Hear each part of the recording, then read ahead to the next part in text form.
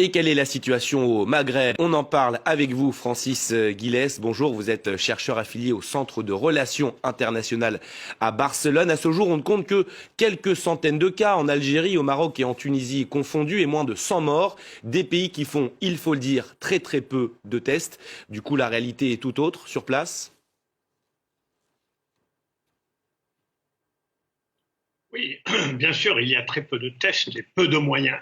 Néanmoins, le contraste entre l'Algérie et la Tunisie est assez marqué.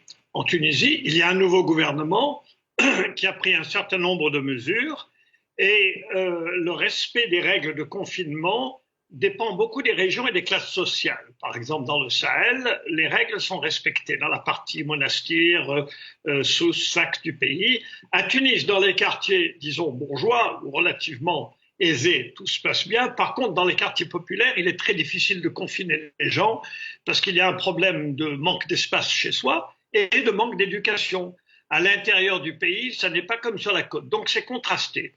Par contre, il y a lieu de noter que le nouveau patron de la Fédération des chefs d'entreprise tunisiens, l'UTICA, a lancé une attaque très malvenue contre le gouvernement, l'accusant de faire payer trop de taxes au secteur privé, venant de la part d'un homme qui n'a jamais dirigé une entreprise privée. C'est complètement à côté de la plaque et ça ne contribue pas du tout à aider. Mais je dirais que l'État tunisien, jusqu'à maintenant, ne s'en sort pas si mal, surtout vu les arguments pour créer un nouveau gouvernement, les difficultés politiques et la faiblesse économique relative de la Tunisie. En Algérie, on est dans un autre cas d'espèce. Pour illustrer le propos, je raconterai deux histoires. La première, c'est que la compagnie chinoise, la CSEC, qui construit la grande mosquée d'Alger, chantier de 10 milliards de dollars, a envoyé 450 000 dollars d'aide à l'Algérie médicale. Et où est allée cette aide? Directement à l'hôpital militaire d'Alger, à Innaja. Donc ces messieurs, en haut lieu, s'occupent de leur santé et se fichent du reste. Deuxièmement, il y a eu quelque chose de parfaitement abject la semaine dernière, c'est qu'un avocat qui était emprisonné au titre du Hirak, maître Karim Tabou, a été libéré. Et puis dès qu'il a été libéré, on l'a réarrêté sous un autre prétexte, sous ordre d'en haut, et il a fait une hémiplégie. Et donc, il est dans un état de paralysie. C'est absolument incroyable à quel point ce président, qui a été mal élu, puisque les trois quarts des Algériens n'ont pas voté pour lui, maintenant manifeste une incompétence, un mépris de la population qui est très frappant. Je voudrais revenir sur vos propos sur la Chine. On le sait, donc la Chine est en train d'aider notamment les Algériens. La Chine peut-elle se servir de cette crise sanitaire dont elle est sortie pour développer son implantation sur le sol africain ?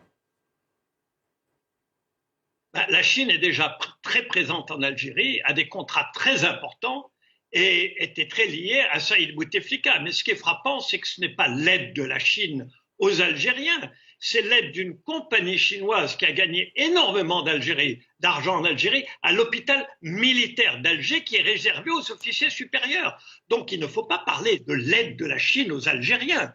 C'est insulter le peuple algérien. L'aide des Chinois aussi fait partie de leur propagande. Donc peut-être que dans d'autres pays, ça se passe d'une autre façon. Mais à Alger, ils ne sont pas en train d'aider les Algériens. Il n'y a même pas un confinement général en Algérie. Donc on ne peut pas parler d'aide de la Chine au peuple algérien, pas du tout. L'Algérie où le corps médical se dit très inquiet, on a lu ses propos ces derniers jours. Mais le corps médical, tant en Algérie qu'en Tunisie, et je présume au Maroc, ce sont des médecins. Et dans des périodes de très grande difficulté ou de crise, comme celle que connaît l'Afrique du Nord, la réaction du corps médical n'est absolument pas différente de la réaction du corps médical espagnol, italien ou français. Ce sont des gens comme nous. Ce qu'il y a de différent, ce sont les régimes, ce sont les systèmes politiques. Or, en Tunisie, le système politique est peut-être bancal, il est peut-être affaibli par toutes les argumentations, la faiblesse économique depuis quelques années.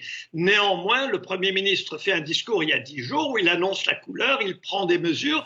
Ils ont fait par exemple une erreur il y a quelques jours, ils ont fermé les marchés de gros. Et puis ils se sont rendus compte qu'en fermant les marchés de gros, ça perturbait la distribution des fruits et légumes et poissons, etc. et donc que les queues étaient encore plus longues que d'habitude. Donc, ils sont revenus sur leur décision et ils ont décidé de réouvrir les marchés de gros. Donc, on peut critiquer le gouvernement, mais au fond, le gouvernement fait ce qu'il peut. Tel n'est pas le cas à Alger, où le ministre des Habous a dit il y a une quinzaine de jours que le Hirak, le mouvement populaire, était affecté par l'étranger, façon de dire qu'il y avait quasiment un virus, ou que le ministre du Commerce se balade dans les marchés d'Alger il y a 2 semaines en vérifiant le prix des pommes de terre lui-même. Alors on est dans une situation complètement grotesque où il n'y a ni gouvernement, ni État, en tout cas pour la majorité des Algériens. C'est ce que les Algériens retiendront de cet épisode. Merci pour votre éclairage, Francis Guilès, sur France 24.